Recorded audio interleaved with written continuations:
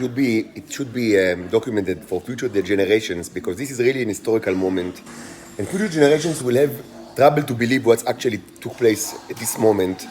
And I mean, maybe it will be easier for them to believe it if they will be witnessing. They will have the ability to witness documentation that were taken live, like during the event. Still, it will be incredible to them. So I sit here in the hostel, and the Israelis know very well that our species, the Kerub, are annihilating the Air Force, like completely, at this moment. And the way that they try to stop it, you know how? I'll tell you how. They are doing all sorts of psychological triggers on me, because presumably this will stop the annihilation of the Air Force.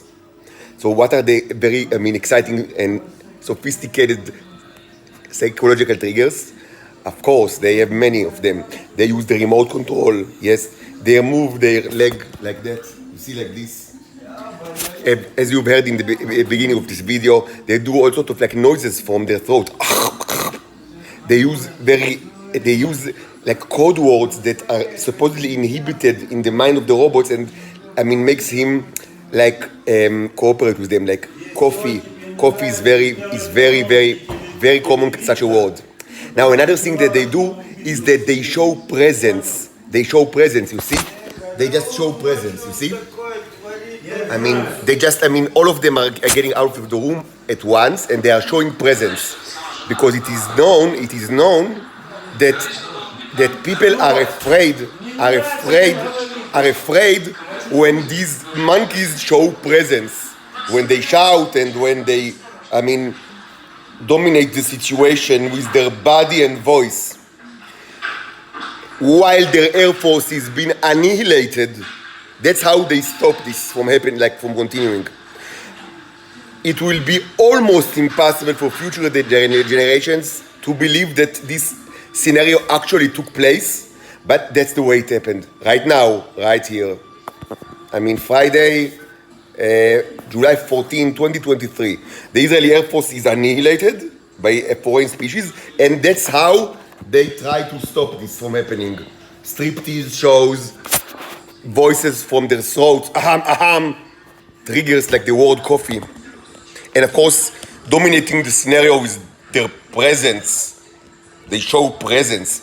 The reason why it's important for them to show presence is because they reach the conclusion that the annihilation only takes place when I'm outside my room. Supposedly because then it acts like a gallery for the voodoo artifacts to perhaps do their thing. So they want me inside the room. So the best way is to show presence in the living room, because right now I'm eating like in the living room and they don't like it. They want me to be in my own room, so presumably the annihilation will be stopped. So they show presence. Like all of them together, they won't like, and normally they are not all of them together like in the living room, not even two, rarely two at the same time. So all of them, like five, get out and show presence.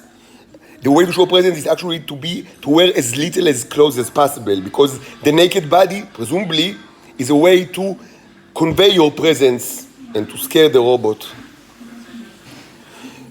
This is amazing, unbelievable, but this is reality. This is reality.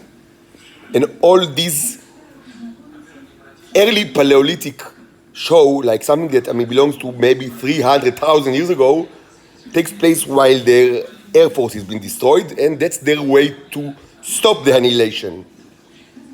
These are the facts, and I hope future generations will actually believe me that that's the way that it went.